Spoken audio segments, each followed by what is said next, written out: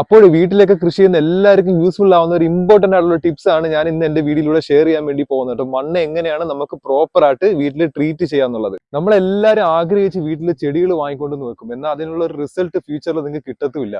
പച്ചക്കറി ചെടികളായാലും പൂച്ചെടികളായാലും എന്ത് ചെടികളായാലും നമ്മൾ വീട്ടിൽ നട്ടിട്ട് അതിന്റെ റിസൾട്ട് കിട്ടുന്ന ഒരു ടൈം ആകുമ്പോഴത്തേക്ക് പെട്ടെന്ന് ചെടികൾ നശിച്ചു പോകുന്ന ഒരു അസുഖങ്ങൾ വന്നിട്ട് അതിനൊക്കെ റീസൺ എന്ന് പറയുന്നത് നമ്മൾ പ്രോപ്പർ ആയിട്ട് മണ്ണ് ട്രീറ്റ് ചെയ്യാത്തതാണ്. നമ്മുടെ കേരളത്തിലെ മണ്ണിൽ നമ്മൾ ഫേസ് ചെയ്യുന്ന ഏറ്റവും വലിയ പ്രശ്നമാണ് മണ്ണിന്റെ pH ലെവൽ വളരെ ഹൈ ആണ് എല്ലാ സ്ഥലങ്ങളിലും.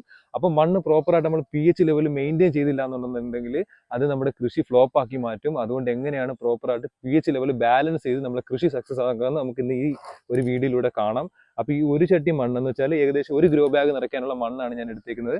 അതിലേക്ക് സിമ്പിൾ ആണ് 1.5 ടേബിൾ സ്പൂൺ കുമ്മായം വെതറി കൊടുക്കുക. ഈ വെതറി കൊടുത്തിട്ട് നല്ല രീതിയിൽ ഈ മണ്ണ് മിക്സ് ചെയ്ത് യോജിപ്പിച്ചതിന് ശേഷം വെള്ളം സ്പ്രേ ചെയ്ത് 7 ദിവസം ഇത് അടച്ചു വെക്കുക. ഏതെങ്കിലും ഒരു കവർ ഇട്ട് വെയിൽ കിട്ടാത്ത സ്ഥലത്ത് മൂടി വെച്ച് കഴിഞ്ഞാൽ ഇതിനകത്തുള്ള pH ലെവൽ മെയിൻറ്റെയിൻ ആവും. അതേപോലെ തന്നെ ആവശ്യമില്ലാത്ത ബാക്ടീരിയസ് എല്ലാം ചത്തുപോവുകയും ചെയ്യും. അതിനുശേഷം നമ്മൾ ജൈവവളങ്ങൾ എന്ത് വേണമെങ്കിലും ആഡ് ചെയ്തിട്ട് നമുക്ക് കൃഷി സ്റ്റാർട്ട് ചെയ്യാം. ഇങ്ങനെ ഒരു മണ്ണിൽ നമ്മൾ കൃഷി സ്റ്റാർട്ട് ചെയ്താൽ മാക്സിമം അസുഖങ്ങൾ നമുക്ക് ഒഴിവാക്കിയിട്ട് നമ്മളെ കൃഷി സക്സസ് ആക്കാൻ പറ്റും കേട്ടോ. അപ്പം